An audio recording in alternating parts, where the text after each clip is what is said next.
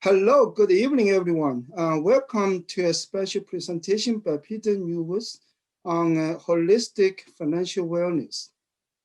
This event is hosted by the Asper School of Business and the Faculty of Science at the University of Manitoba.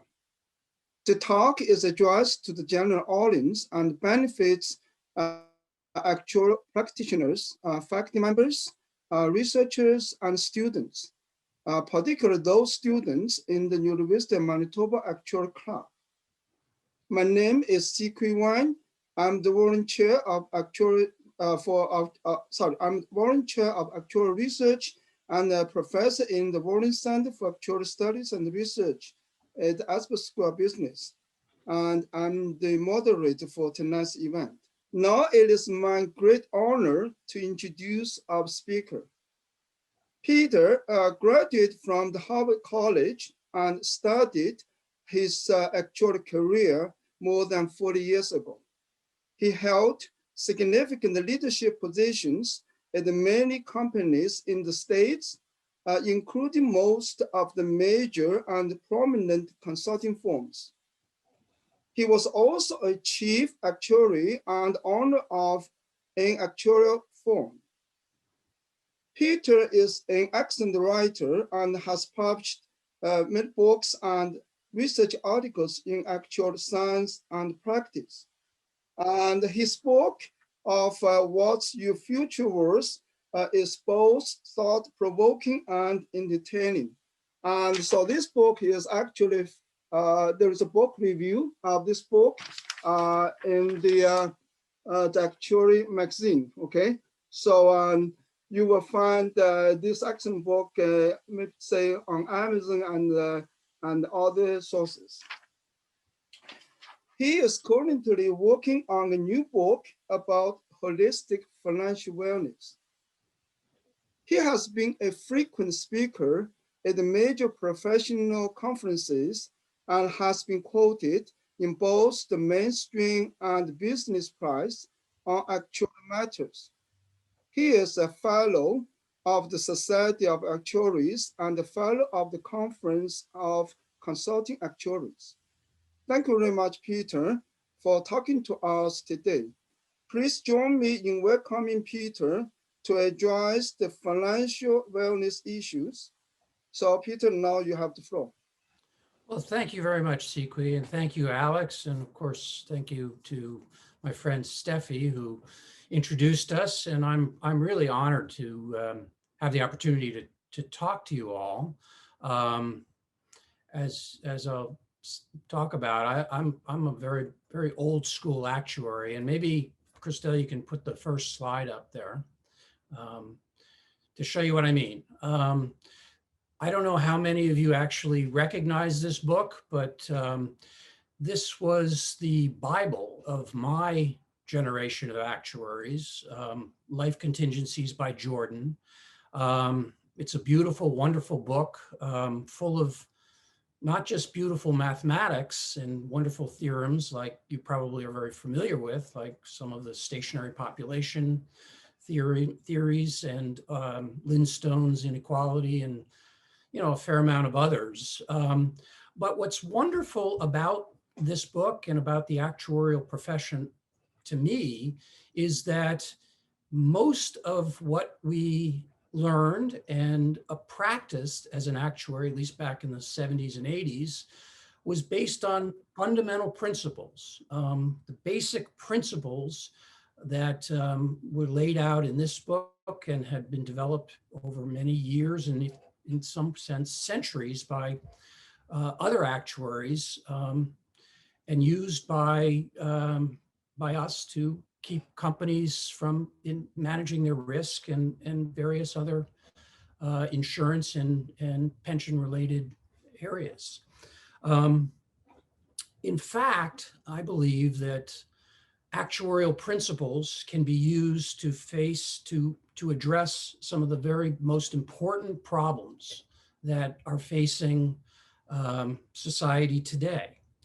In particular, the one I'm dealing with and have spent much of the last few years thinking about is how individuals can maintain attain and maintain financial wellness, financial security. These days, I think the actuarial lens provides a very, very useful way to look at financial wellness. And in fact, that's because this is where time, risk, and money all intersect. I think one of my favorite definitions of what an actuary does is it is that professional who determines the current financial implications of future contingent events. And many of those contingent events are life contingencies. And so what I want to do is to talk about how we can use some fundamental principles to address, again, the issue of financial wellness and what is a big problem for millions and millions, if not hundreds of millions of people today. So with that, let's begin. So financial wellness. Well, you know, pretty much every actuarial firm out there is now got a financial wellness practice. And why? Why did that happen, and how did it occur, and why are actuaries so concerned with financial wellness? Well, the reason fundamentally is that there was a huge shift in the pension world from defined benefit pensions to defined contribution. Of course, everybody in this room, I presume, is aware of that shift. But it's been going on for the better part of a decade, maybe even longer. Many in the corporate world have terminated their pension plans, their defined benefit pension plans, frozen them, converted them. And we are now living in the United States, and I presume in Canada as well, in a 401k or a retirement savings world.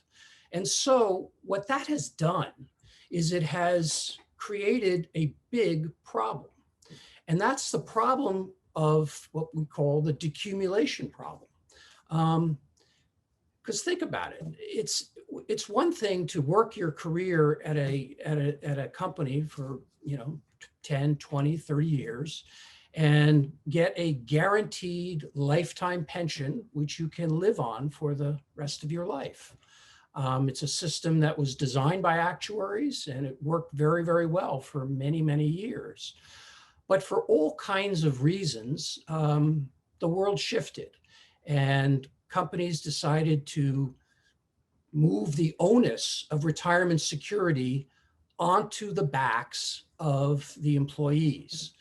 Now, that's not necessarily a bad thing, because with that burden or responsibility comes control. And many, many employees, many people like the idea of controlling their assets, taking what they want, investing it where they want to, and accumulating enough when they retire so that they can live on for the rest of their life. But the problem is that, how do you do that? How do you take a large sum of money, perhaps theoretically, actuarially, it's sufficient to live on for the rest of your life, but you still have to do it. You have to decide how much to withdraw every year, where to invest the money while you are drawing it down. And meanwhile, you've got to pay your bills, meet the life contingencies that arise, special emergencies that come up. So unlike the accumulation problem, which many investment firms and many economists and other professionals have thought a lot about and have maybe not solved, but at least have kind of approaches to how do you accumulate enough money over a long period of time so that it will be sufficient to support you in your old age. That's very different by how do you make that money last? And there are all kinds of risks associated with decumulation that don't exist in the accumulation problem. For example, there is longevity. Now you've got to make it last until you die. There is liquidity. What happens if you need it? You need extras soon. What happens if your liquidity needs are low at the beginning and then gradually get bigger as you get older and maybe need more health care? There's, of course, investment. You have to invest the money. You got to get a reasonable return. So that's similar to the accumulation problem, but it's a little different because you also have to really be concerned with inflation because your expenses might grow faster than you expect. And there is this other aspect, element of risk that doesn't exist in the accumulation, which is sequence of return risk. And I hope that most of you who are in this field already are familiar with that. But that means that if you have bad years in the early years and good years in the later years, that's worse than having good years and good returns in the early years and bad returns in the later years. So sequence of return risk is a serious, serious problem, as well as all these other risks. And yet it was only the investment professionals that were left to solve that decumulation problem. And they had their own solutions. They had things like the 4% solution and various other kind of crude approaches to how do you make a pot of money last for your lifetime. But it really is the actuaries who could bring to bear their knowledge of risk, their expertise in all the different kinds of risks to really try to crack that problem. And so actuaries said, this is not only a problem that needs to be solved, it's a business opportunity. And given that we don't have any skin in the game, we're not getting a commission, we're not getting a portion of the assets, but we're just getting fees for our expertise, we can provide unconflicted advice. So it was a perfect solution, perfect opportunity, it seemed. And so actuaries kind of rushed into this, and every firm imaginable started a financial wellness practice. And of course, they were not just trying to make money on it, they were also trying to help employees of their clients. And those clients wanted to help their employees too, because with less financial stress, employees became more productive. So it seemed like it was a perfect solution, but it didn't work. So let's look at the next slide, please. So why didn't it work? Well, it didn't work for some, in retrospect, pretty obvious reasons. First of all, you can't really solve the decumulation problem if you're just looking at one pot of money. And as it turns out, when actuaries brought their expertise to bear on the decumulation problem, they really were not looking, they were only looking at retirement savings and 401k balances and IRAs perhaps, but they were looking at pots of money that had been accumulated for pension purposes. But that's not what happens in the real life. In the real life, people have other assets. In fact, the biggest asset that they have was not being considered, and that is their home. So I looked up some data before I came here, and I guess last year there was about $5.7 trillion in 401k balances throughout America.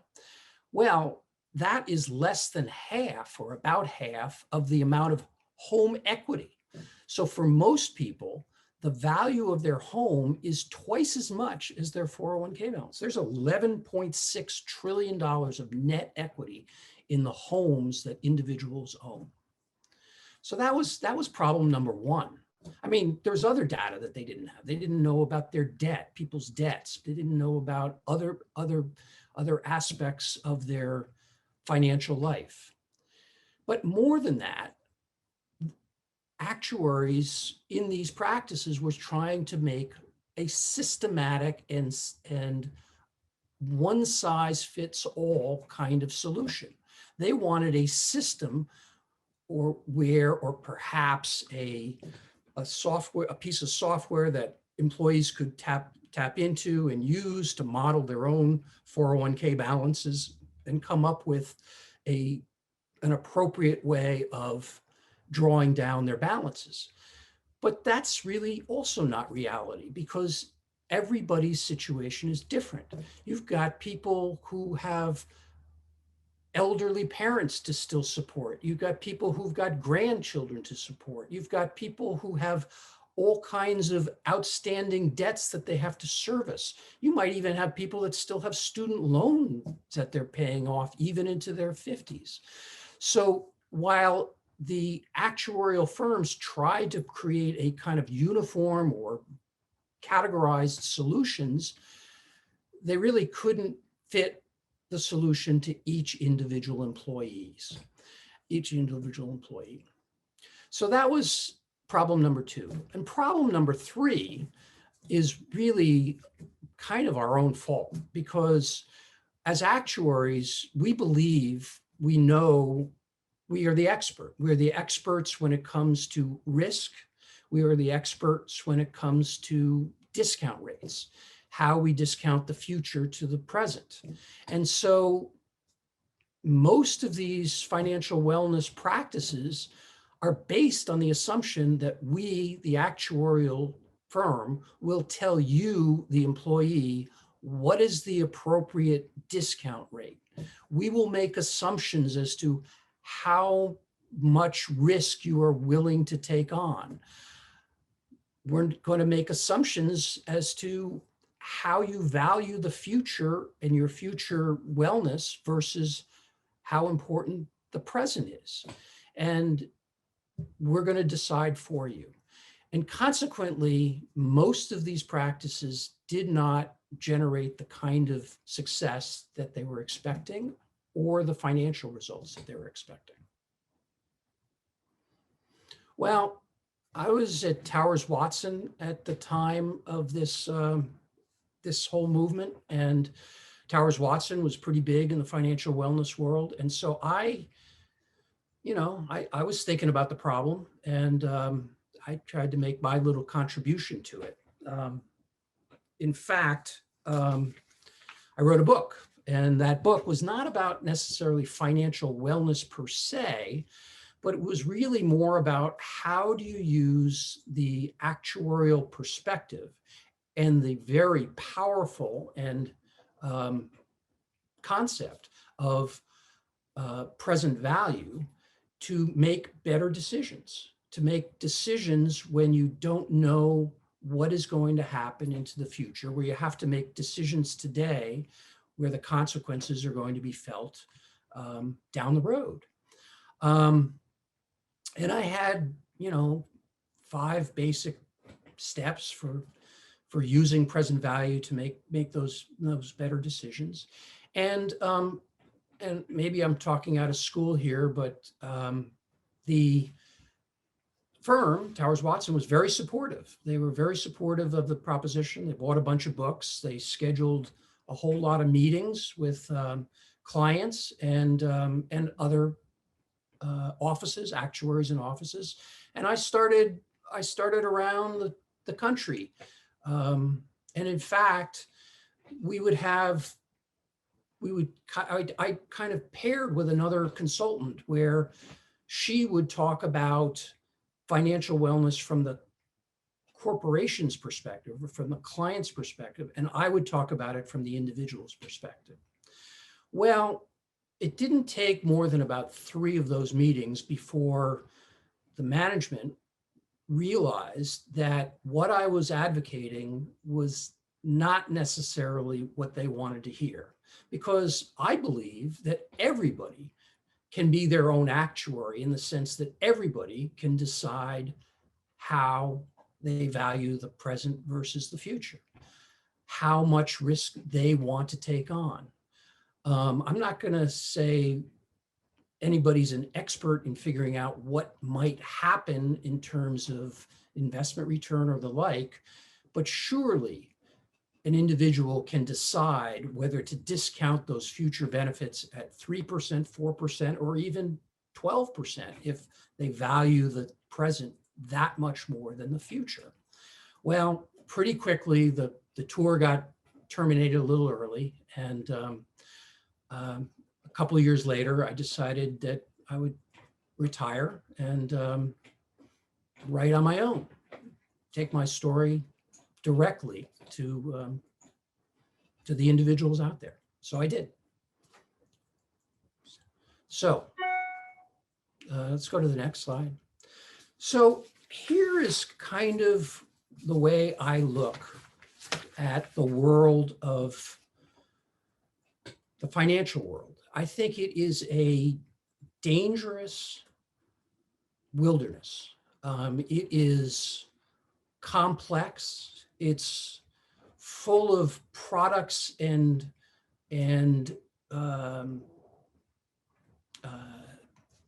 aspects that are very hard to understand, the different kinds of loans that you can take, the different kinds of loans you have, mortgages, different kinds of investments, stocks, bonds, real estate, all kinds of the investment products that are out there are interrelated. They are too complicated for any one individual to understand. And the world is unpredictable. All kinds of things can happen. It's kind of like I say, a mountain wilderness where you just never know what the weather's going to be like. And not only that, it's full of predators. It's full of people that are who don't necessarily have your best interests at heart when they give you advice about where to invest your money, or what to buy, or what mortgage to take, or what kind of student loan to take. So there are, at best, people that perhaps don't understand your situation or the environment they're advising on, and at worst, they may be actively working against you. But that's not the end of it. There's a final problem that we all have, which is that we are irrational people. We are not programmed to think logically and systematically about money. We grew up, we evolved, running away from saber-toothed tigers rather than trying to figure out whether to take a fixed or variable 30-year or 15-year mortgage. So consequently, we have emotional biases, we make cognitive errors, and as this map indicates, we are often very fooled by randomness. And Fooled by Randomness is a title of a book that I would recommend to anybody who's interested in this subject, by Nassim Taleb. And we're gonna talk more about Nassim Taleb in a little bit.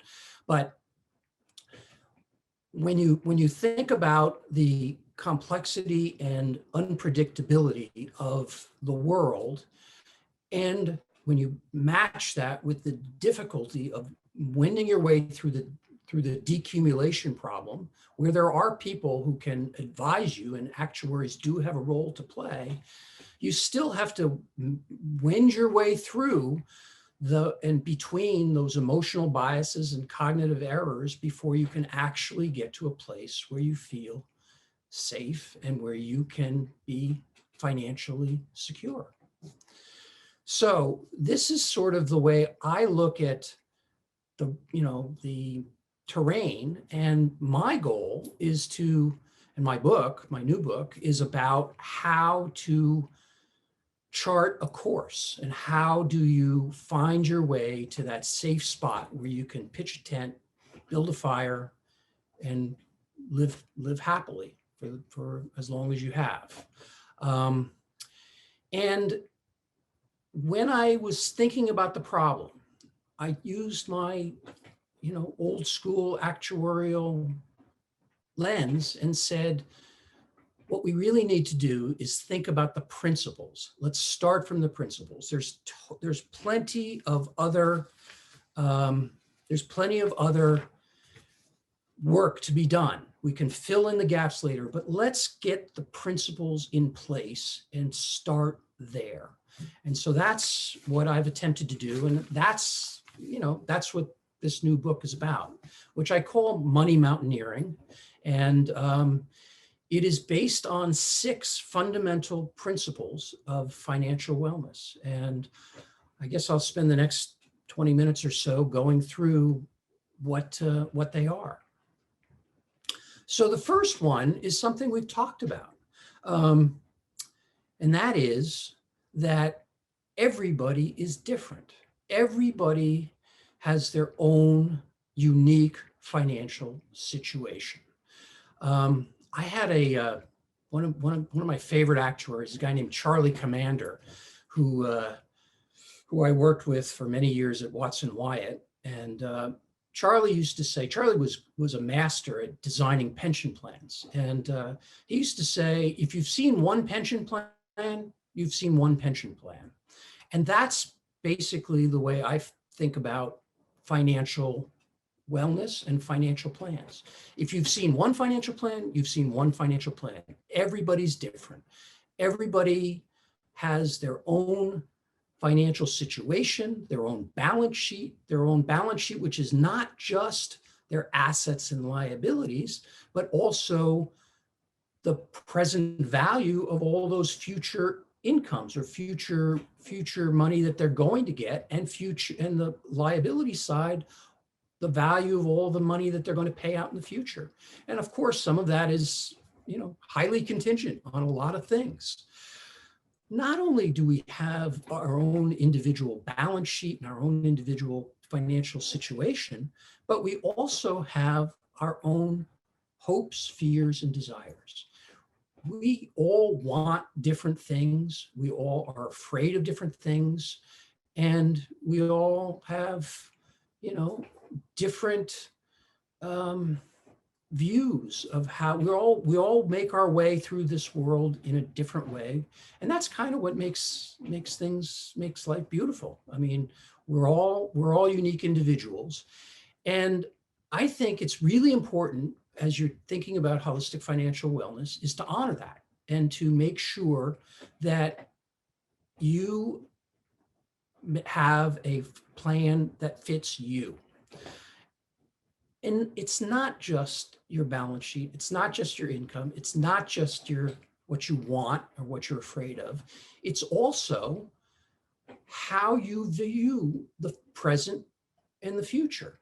Some people are, low discounters, and they plan for the future and they value what's going to happen in the future much more. Some people live for today.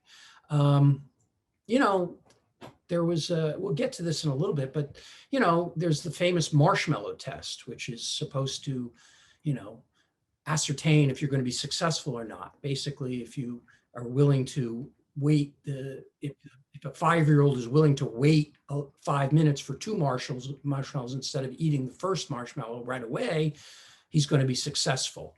Well, maybe, but my view is that everybody has their own time preference and their own risk tolerance, and that is what needs to be attended to. So that's number one. Number two is around debt, because so much of financial planning is all about assets and what you have and what you're going to get and how you're going to spend what you're going to get. But debt is just as important as money. Now, different people have different attitudes on debt. I mean, you listen to Dave Ramsey, and debt is, the devil's own work.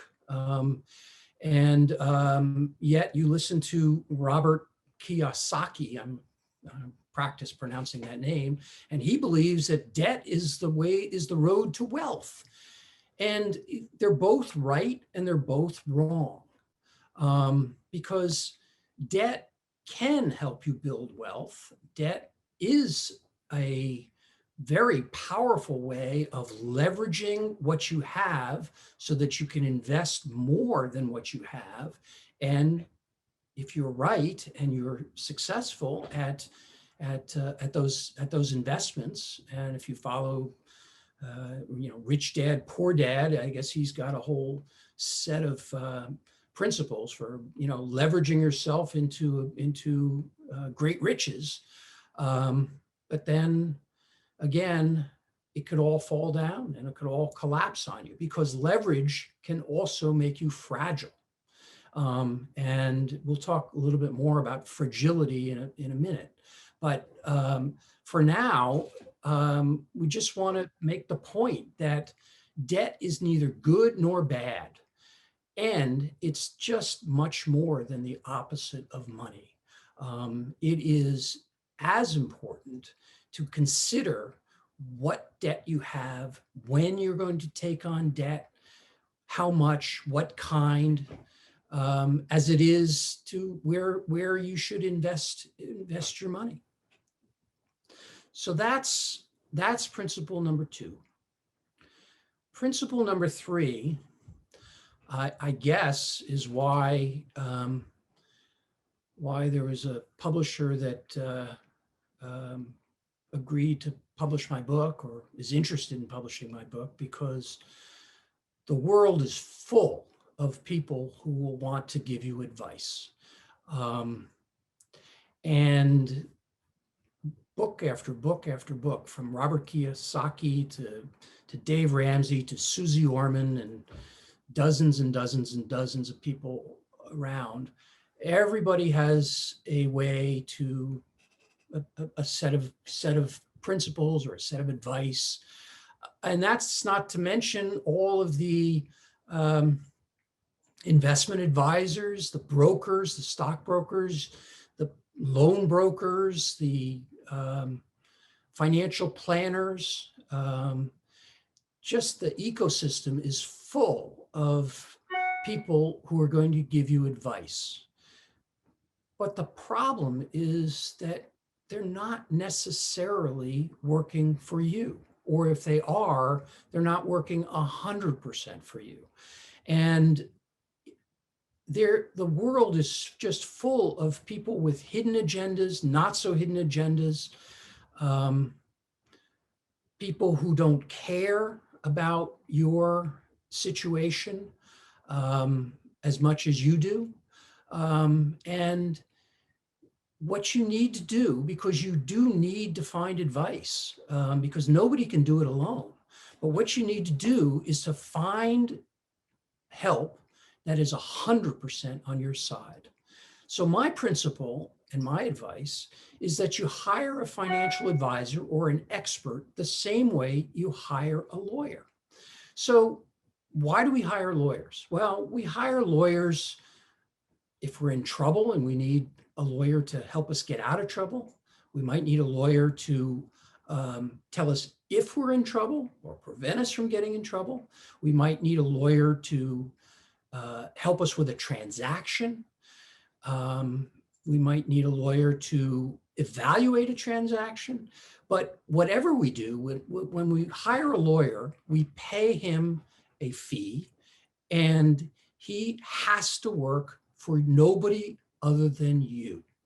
And so that's the way I'm recommending, and that's what this principle is about, is when you need help, find help that is 100% on your side. Know what you need and know what you need help with, because you don't need help with as much as you might think you do, and you might need help with things you don't think you need help with. And that's part of what my book is about, is to help you identify where you need help and where you don't. But whenever you need help, make sure that help is on your side. And that's principle number 3. Principle number 4 is a principle that actuaries have known for a long, long time. And that is that the future is very, very hard it's hard to imagine, and it's impossible to predict. As actuaries, we've kept life insurance, a lot of life insurance companies in business for centuries. And we've done that because we know that unpredictable things happen and we prepare for that. But the world doesn't really believe that. There's lots and lots of experts out there who pretend to be able to predict. Well, they can't. They can't predict it. And you can't prepare for every possibility. And you need to adapt to almost anything that could happen. And you need the right attitude. You have to be humble, you have to be curious, you have to be flexible. And so a lot of my book is about what kind of attitude and you need. And I've actually collaborated with Annie Duke on parts of this. And Annie Duke is a professional poker player who knows that the future is unpredictable, and she knows how to manage that unpredictable and the kind of attitude you need to have when facing that unpredictability. So let's move to 5. Okay, this is the tricky one, because this is one that's not so obvious and not many people know about. But Nassim Taleb, who is kind of an expert in uncertainty and complexity, has written extensively about fragility and unpredictability and how the great unpredictability of the future can actually create black swan events and system collapses and financial forest fires and all kinds of things that can really damage your financial world. And he's also put forth this other concept called anti-fragility. Anti-fragility is the opposite of fragility. And many people think the opposite of fragile is robust or resilient or strong. But those are things that don't break when under stress. But anti-fragile are things that get stronger under stress. Things like your muscles. When you stress your muscles, they get stronger.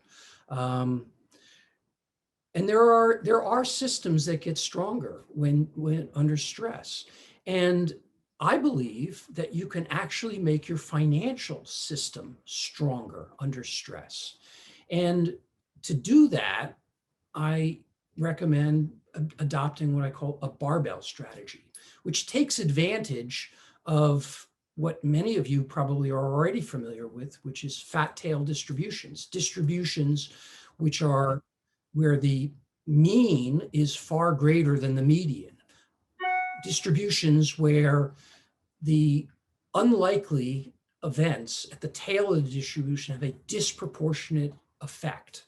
And so I'm recommending a barbell strategy where you have one barbell where you have some guaranteed safe income, and then another barbell where you set up a set of investments that can take advantage of the anti-fragility that exists in a fat tail distribution. And I'll get into more of that, if anybody's interested. But for now, I'd like to just sort of get through to the last principle, which is that we're not rational creatures. But that's okay. That's okay. There's a lot of behavioral economists who are out there telling us that what we need to do is to get nudged. We need to overcome our irrationality and overcome the emotional biases that we have, overcome our predilection for valuing the present more than the future. That these behavioral economists view those biases as bugs, programming bugs, kind of relics from the ancient humans. And as modern humans, it behooves us to overcome those limitations.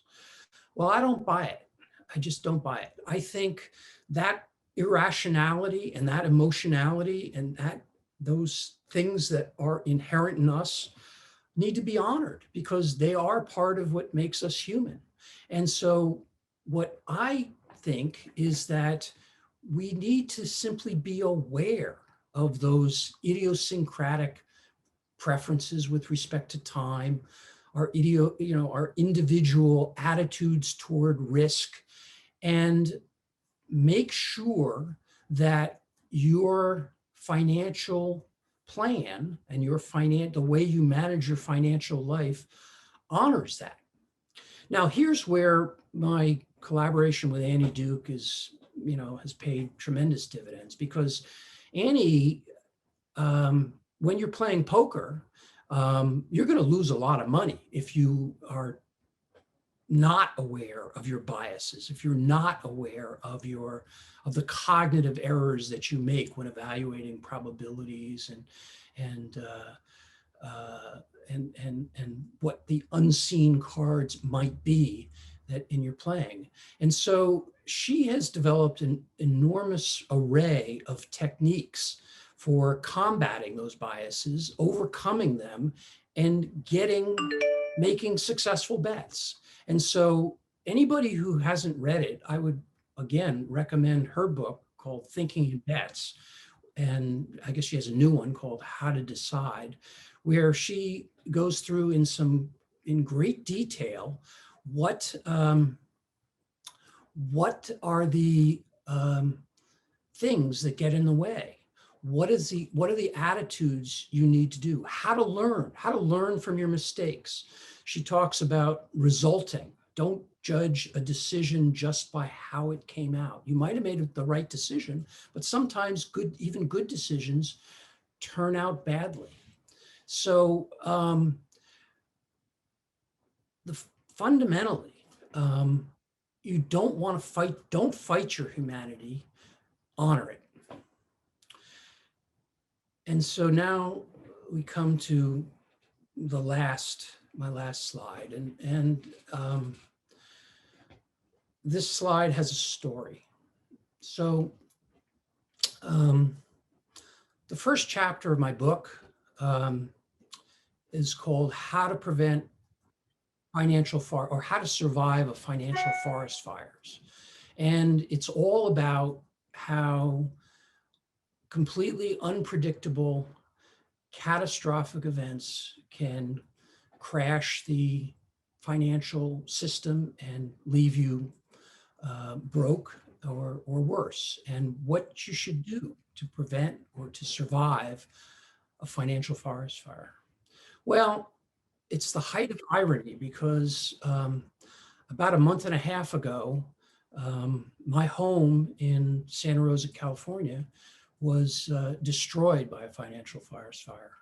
So here I am, an expert in risk and an expert in preparing for the catastrophes, and I was wholly unprepared. I had 15 minutes to evacuate, and I grabbed what I could. I got my most important possessions and my most important photographs and my passport and so forth. But everything else burned, including my copy of Jordan, which is, it still hurts. But that's replaceable. But what wasn't replaceable, and what I did take with me, was this book. This is a first edition of Charles Babbage's Life Assurances. And I don't know if any of you know Charles Babbage, but he not only invented the computer, but he also invented actuarial science. And this book that was published in 1826 has the first set of first mortality table ever published. And this book was given to me by my sister many years ago. And when that evacuation order came, I grabbed it because no matter what, I'm an actuary. I believe in what the actuarial lens can do.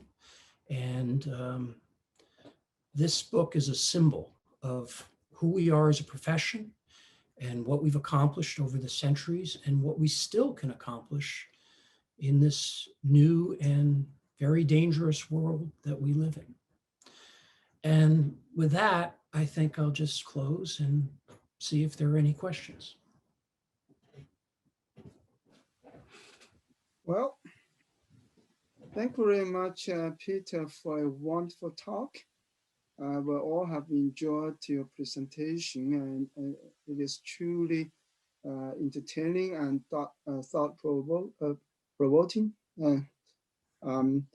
And particularly, I love your 6 foundational principles that not only apply to actuarial science and the financial world, but I would say they apply to other aspects and other areas in our daily lives, And also, I like you saying that, we should learn more and try to be actually for ourselves, Indeed, we still have to manage our own money business and our own financial affair and to manage ourselves. Okay, so now we move on to the question and answer period. And we will start with the questions posted in the chat room. And then we will open the floor for oral questions. So I will hand it over to Crystal then. Thank you. There are no questions in the chat room for now. So please feel free to just unmute yourself and ask your question directly to Pete.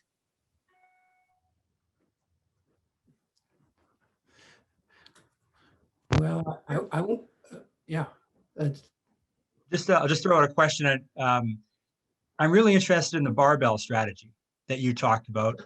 It's something that I completely believe in and have used in financial planning. I'm just wondering what examples you could give on what you mean by a barbell strategy. Different examples where people are in different situations, and this is what you might recommend or what they could use. Okay. Well, I mean, in the book I talk about my own, but I think the way I'll answer is I'll talk about my friend Bob, because my friend Bob is he's another author, and he has a pension because he was in the pharmaceutical industry for many years, and he has a pension, which is his left barbell, that safe, secured barbell. But what he does also is he invests little bits of money, as in like $10,000 to $15,000 in lots and lots of little businesses. I mean, he has friends who have, who are entrepreneurs, and he's got relatives who are entrepreneurs, and he invests in their business. So in a sense, what venture capital firms do is they'll invest in 30 companies and assume or hope that one of them is successful, and when that one is successful, they earn more money from that particular investment than all of the investments they made in all the other companies. So that's kind of in principle what a barbell strategy looks like. But it doesn't have to be. It doesn't have to be investment in that. I mean, it can be investment in yourself. I mean, it can be anything. It can be. I have a friend whose other idea was that you should invest in a bunch of Broadway shows.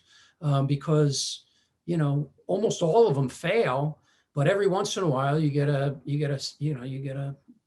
a CATS or a chorus line or something, and you make so much money that you pay for all of your investments.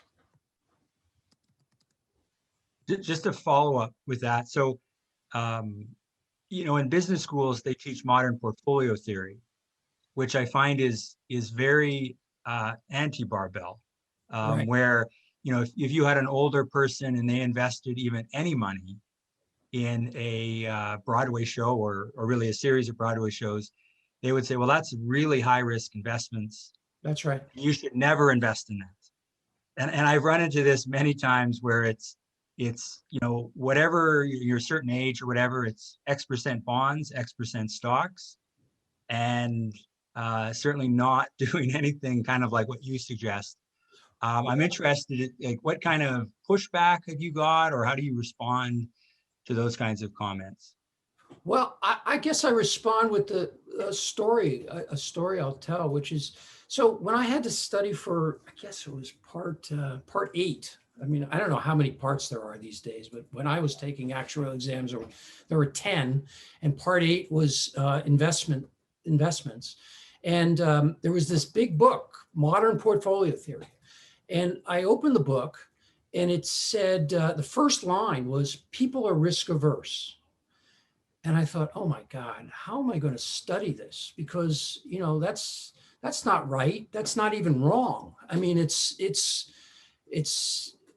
people, I mean, to sort of boil that down and say people are averse to risk is a gross oversimplification. And so I think I found modern portfolio theory, at least the way it was taught to me, is deeply flawed, because not only are people not necessarily risk averse, and not only should you not be risk averse, but so much of that is based on the central limit theorem and normal distributions, and the world just doesn't operate under a normal distribution. It's, there's lots and lots of fat tail distributions, and good for the actuaries to have developed extreme value theory and a lot of other important techniques to manage catastrophic risk, because I guess, my attitude is, we know better. We know that modern portfolio theory is really not the way to construct a portfolio. I don't think, anyway. Well, yeah, thanks for that. I really commend your advancement of barbell investing style, because I think as I mentioned, it seems to me quite rare. So I'm really impressed that you're pushing this forward. Good. Thanks.